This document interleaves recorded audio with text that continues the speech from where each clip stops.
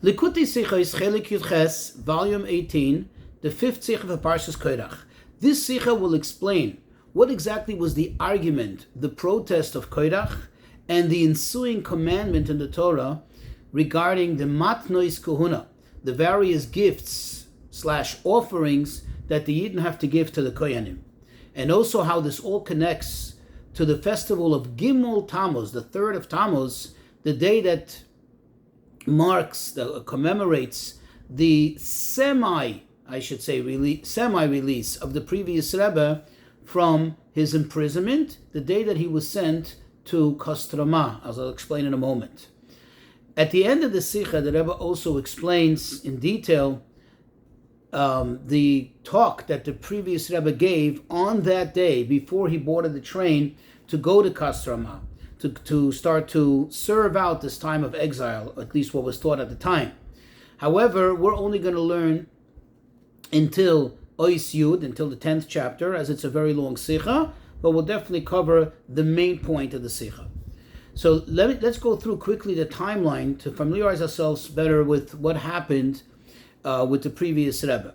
So this was in Tov Reish Pei Zayin, that is 1927. He was arrested on the night of the 15th of Sivan, and on the 3rd of Sivan, he was now sent to, quote, exile for 3 years in the city of Kostroma.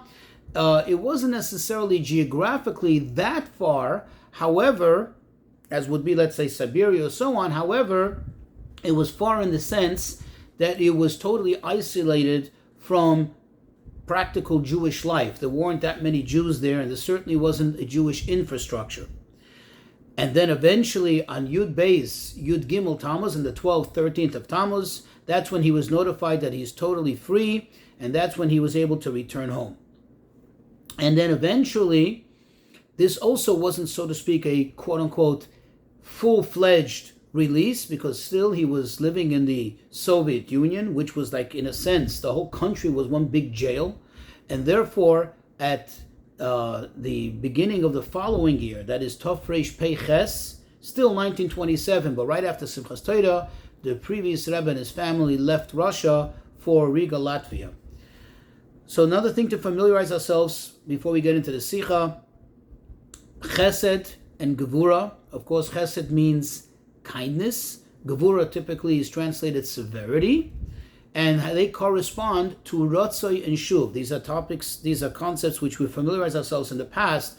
Ratzoi literally means to thrust, a running thrust forward, meaning the desire to, for example, to remove ourselves from the Gashmias and be totally elevated to Ruchnias, Ratzoi, to run forth. And Shuv, which literally translates return, means to be settled, to come back down in the terms of serving Hashem. Ratzoi means the desire that we have to remove ourselves from everything and to get close to Hashem. And Shuv is where we have that practical desire, what Hashem wants for us to, quote, return, to be down, grounded here in the earth, and bring down the Ruchnias into the Gashmias, to live here in a practical sense, in a practical manner.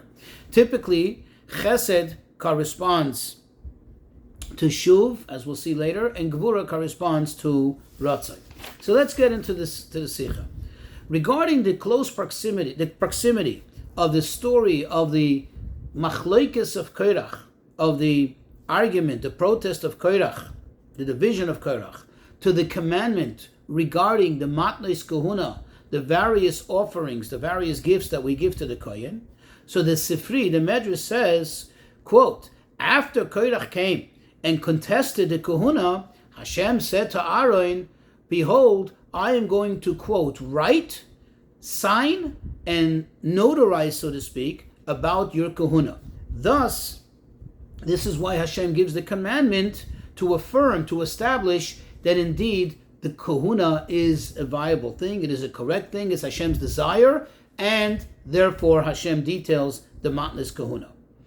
That's what the Medrash says. However, the question is, this would make sense if the commandment that follows the story, the episode, the saga of Korach, would be exclusively about matnos kahuna, about the gifts to the Kohen.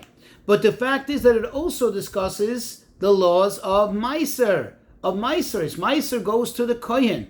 The tithing that you give after you give Truma goes to the Levi, forgive me. The Meiser goes to the Levi. So this is not consistent, or it doesn't seem to be consistent with the point that the Medrash is making, that this was kind of a response to the argument of Korach, to the contesting of Korach against the Kahuna. So the question is, what is the connection? It seems that there is a connection because it comes right afterwards. So what would be the connection between the Meiseros and the story of Korach?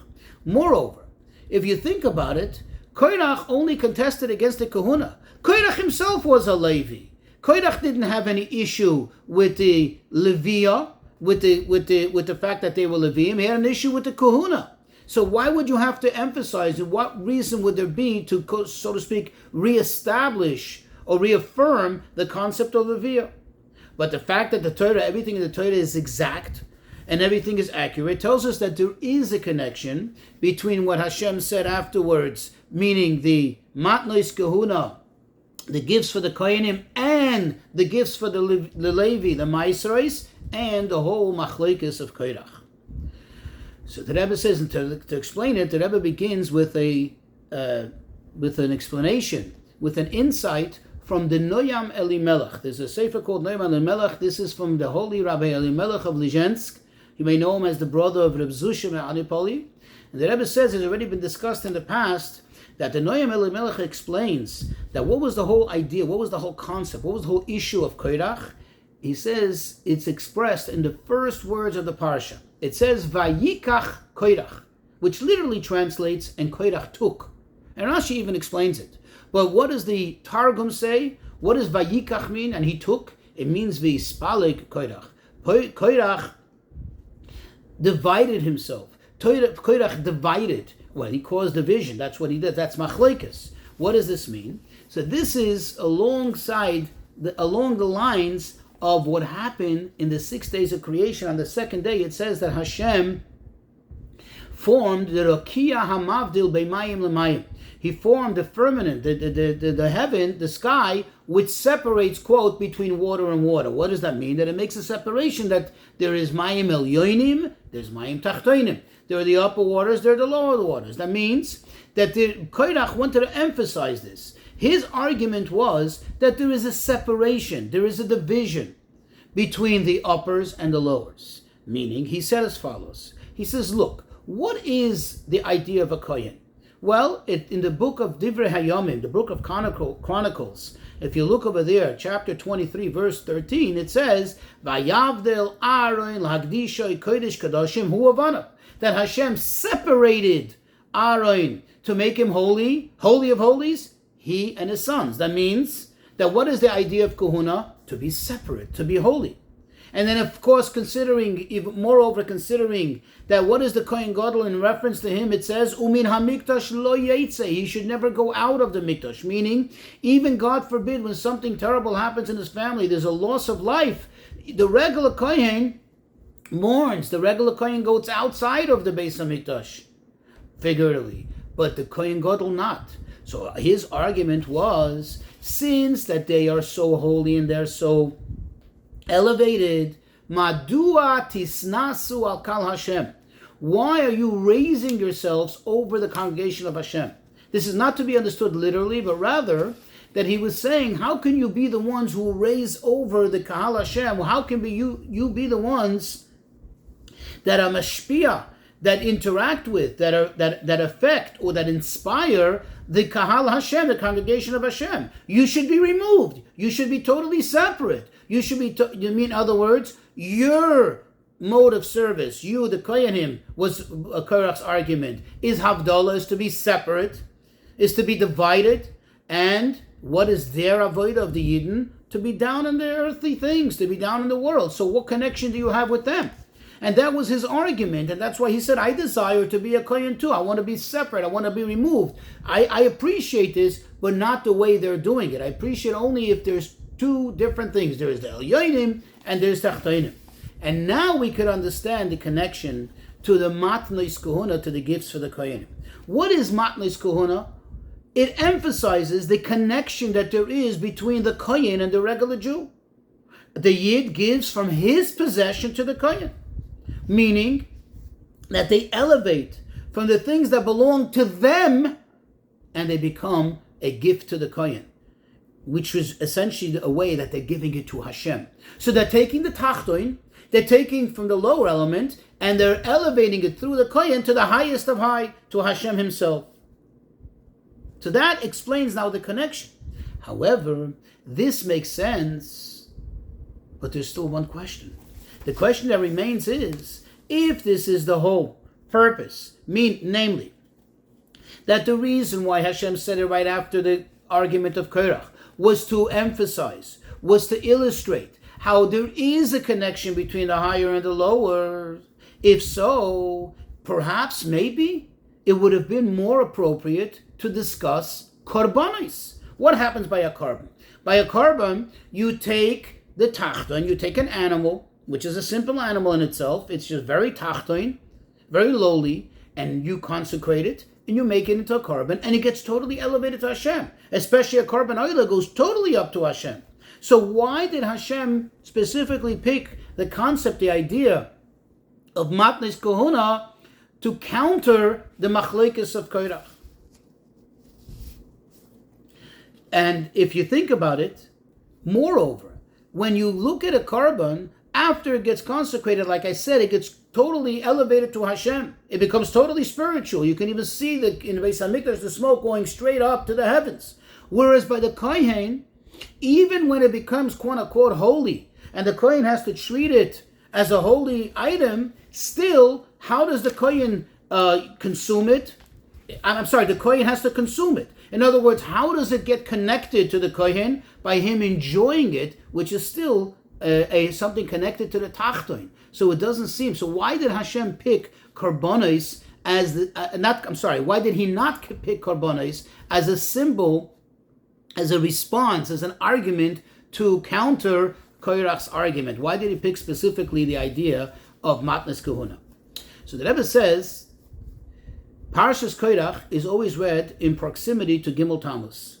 And since everything is b'hashgacha pratis, by divine providence, and especially considering what the Shalah maintains, Shalah is Rabbi Yitzchak Horowitz, his work is called Shalah, Shnei Luches Abris, who he maintains that the Yomim Tovim, the various festivals, that the parshas that they coincide with around those festivals have a direct connection to the festival. So then there must be a connection between Parshas Korach and Gimel Tammuz. Says the Rebbe, we could actually appreciate and understand this unique connection between Parshas Korach and what happened on Gimel Tammuz. You see, the previous Rebbe had much opposition.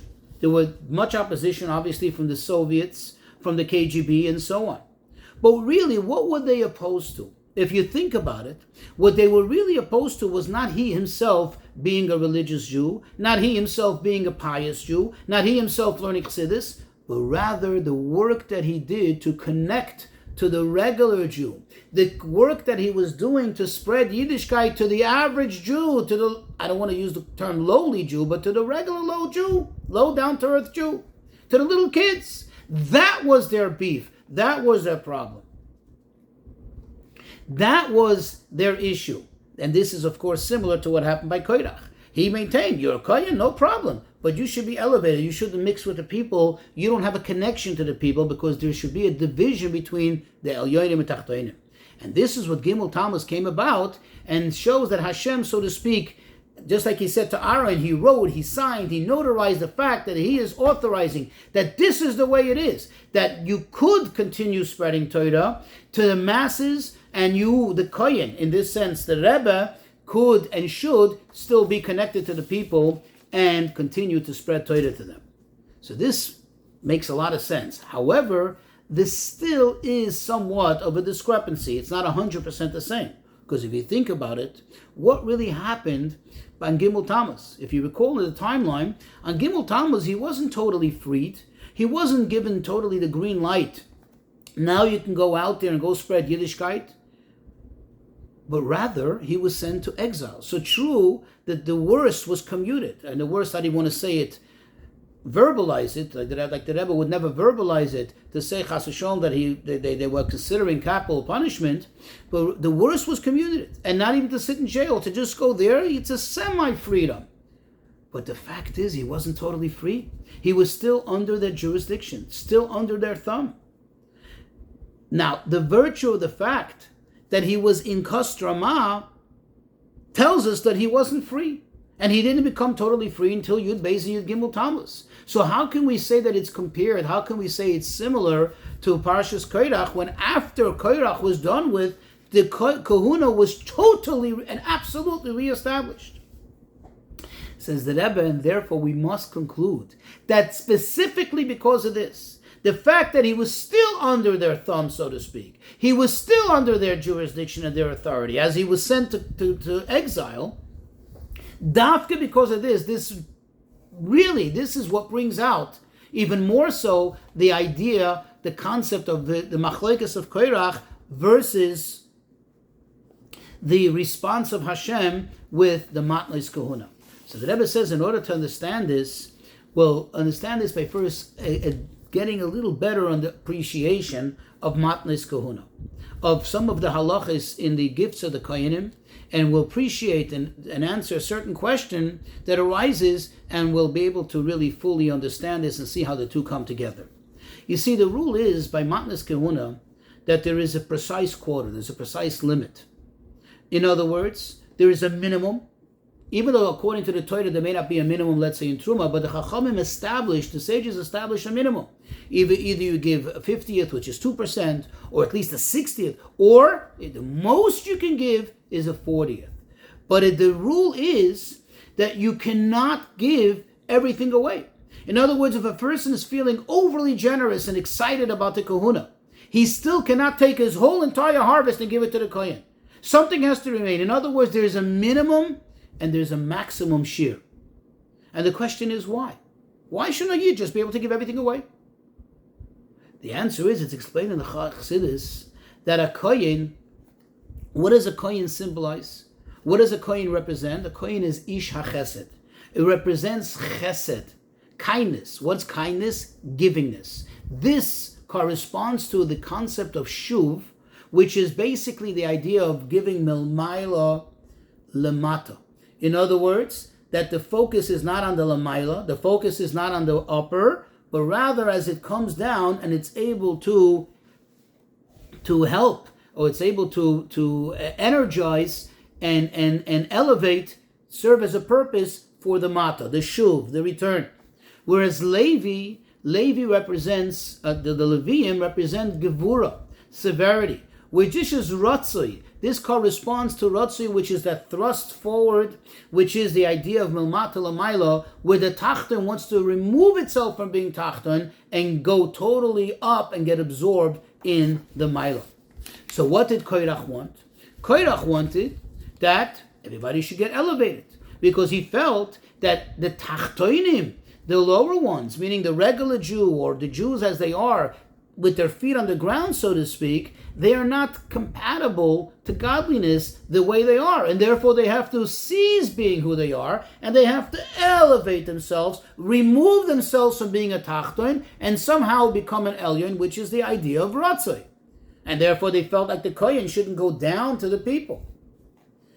What was the response for this? Now we'll appreciate it. It was not the korbanos. Because what is a korban? A korban is that you take something and the entire thing becomes transformed. It becomes consecrated to Hashem. It becomes kodesh, and then it gets totally elevated to Hashem. In other words, it ceases being a tachton. It no longer is a tachton. This is the idea of ratzoi, which has its place. But this is not a response to the argument of Korach. What was the response to the argument of Korach? Dafke matnes kahuna. That what happens, only a part of it gets elevated. But the rest, and this is the emphasis, that's why it's no less and no more. You can't give everything away. You can't convert the whole thing into holiness. You have to remain with the tachton. From the tachton, you take some elyon, you take some matter of it and you convert it into elyon. But the tachton itself, the contributor, remains a tachton, and that's how he gets connected to God. This is fantastic, says the Rebbe. However, there's still somewhat of a question of discrepancy. Because at the end of the day, the matnos kuna itself, the portion itself that you separated and gave to the kohen does become kodesh. It does become, quote, elyon, elevated into a higher status. So it's not fully representing this idea, because we're trying to focus on how the tachton should remain a tachton. In other words, the idea of shuv, and yet it serves God, and through that it's able to accomplish the feat of making a dira betachton of serving God. Therefore, says the Rebbe, that's why the Torah also adds the idea of the meiser to the Levi. The idea of meiser does not become kodesh. Whereas when you give something to the kohen, let's say, for example, when you give truma from your harvest, or the bikurim, that is holy, because even the kohen himself has to treat it with holiness. But meiser is totally chulin. It totally remains mundane, regular. He can do whatever he wants with it. He doesn't have to treat it with any whatsoever kid gloves in terms of holiness. There's no restrictions whatsoever. This brings out the idea that it can remain a tachton and still be totally and absolutely connected to the Elyon. That means not only the part that the Kohen and Levi receive serve the purpose of serving Hashem, but rather the part that remains by the person, that remains, so to speak, pure tachton, pure and absolute tachton. With that, you're able to, and therefore you have to serve Hashem.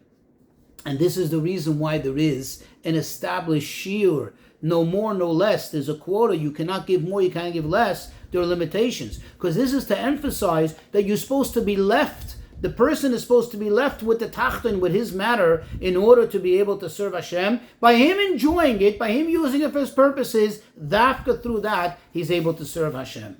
And now we'll understand how this really connects specifically to Gimel Tammuz. If we look at it this way, the machlekes of Korach corresponds to the arrest, their arguments. Yud Beis and Yud Gimel Tammuz, the ultimate release, that is when he went totally out of the clutches, that was as if like they totally admitted that he could serve in the capacity of what he's doing until then. But that's already where it kind of, so to speak, all became like holy. In other words, that corresponds more, if I may, to the idea of korbanos. But dafka Gimel Tammuz, when he was kind of released, but not totally. He was still under their thumb. He was still under their jurisdiction. He was in exile. By virtue of the fact that he was there, it tells us that he was under their rule.